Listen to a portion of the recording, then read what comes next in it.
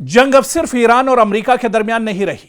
जी हां, हम बात मशरिक़ वुस्ता की कर रहे हैं कि मशरिक़ वुस्ता में अब सिर्फ जो जंग है यह अमेरिका और ईरान के दरमियान नहीं है, बल्कि इसकी लपेट में पूरा मशरिक़ वुस्ता आता दिखाई दे रहा है।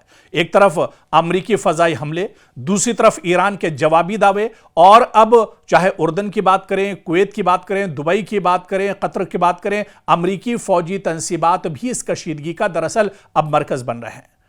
उर्दन यानी जॉर्डन मशरिक़ वुस्ता में अमेरिका का एक बहुत अहम इत्तेहादी है। यहां अमेरिकी फौज मुख्तलिफ फजाई और लॉजिस्टिक ऑपरेशंस के लिए उर्दूनी फौज के साथ ताउन करती है। और यहां पर जो अमेरिका के अहम फौजी तंसीबात हैं, इसमें मुवफ़्फ़क़ साल्ती एयरबेस, जी हां, Muwaffaq Salti airbase, prince Hassan airbase, tower 22, ये दरअसल जो शाम की सरहद के बहुत करीब हैं, ये दरअसल बहुत अहम है। और तज्जियाकारों के मुताबिक उर्दन में तकरीबन 3000 से 4000 अमरीकी फौजी अहलकार हर वक्त मौजूद रहते हैं। मुख्तलिफ जिम्मेदारियां ये फौजी अंजाम देते रहे हैं। ईरान की पासदारान इनकलाब ने दावा किया कि उसने बैलिस्टिक मिसाइल और ड्रोन्स के जरिए खित्ते में कई अमरीकी फौजी तंसीबात को निशाना बनाया है।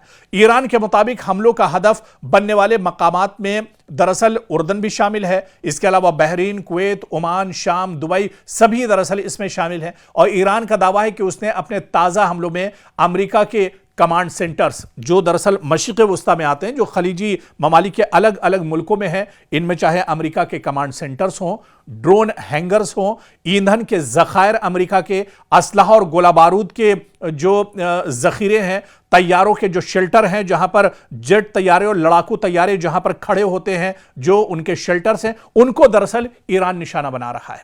ईरान ने यह भी दावा किया है कि उर्दन के मुवफ़्फ़क़ साल्ती एयरबेस पर मौजूद अमरीकी जंगी तैयारों को भी ईरान ने निशाना बनाया है। जबकि दूसरी तरफ अमेरिका भी यह मानता है कि उर्दन में अमेरिका के ज़ेरे इस्तेमाल कम से कम 2 फौजी मकामात पर हमले हुए हैं। जी हां, पहली बार इस जंग में अमेरिका यह मान रहा है कि उसका नुकसान हुआ है। यह बहुत बड़ा दरअसल पॉइंट है। और आप देखिए कि पहली बार अमेरिका इस जंग में अपना नुकसान मानने को तैयार हुआ है। अमेरिका यह मान रहा है कि उसके 2 फौजी मकामात पर हमले हुए हैं, जिनमें कई अमेरिकी अहलकार जख्मी भी हुए हैं। कुछ रिपोर्ट्स में दावा किया गया है कि बाज़ ईरानी मिसाइल अपने अहदाफ के करीब पहुंचने में कामयाब रहे हैं। तो यह चीज बताती है कि अमेरिका का किस तरह से नुकसान हुआ है इस जंग के अंदर। आप देखिए कि अमेरिका का दिफाई निजाम जो पैट्रियट मुकम्मल तौर पर नाकाम हो गया, जो ईरान के ड्रोन और मिसाइल को रोक तक नहीं पाया।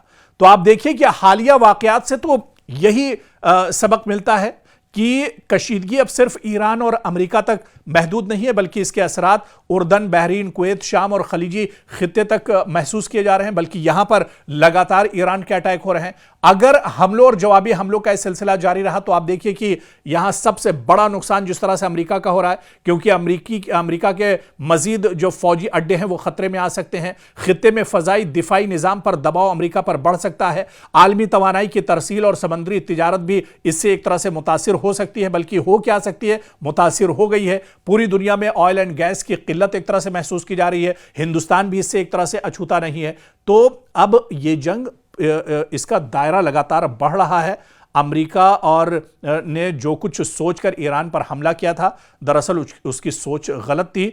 उसका जो सोच थी कि 2-4 दिन में या 1 हफ्ते में या 1 महीने में ईरान को हम शिकस्त दे देंगे, उसे हरा देंगे और उसके बाद मशरिक़ वुस्ता पर उसका तसल्लुत हो जाएगा, ये अंदाज़ा दरअसल अमेरिका का गलत साबित हुआ। और यही वजह है कि आज अमेरिका को मशरिक़ वुस्ता में भुगतना पड़ रहा है, उसे बाहर निकलने का रास्ता नहीं मिल रहा है।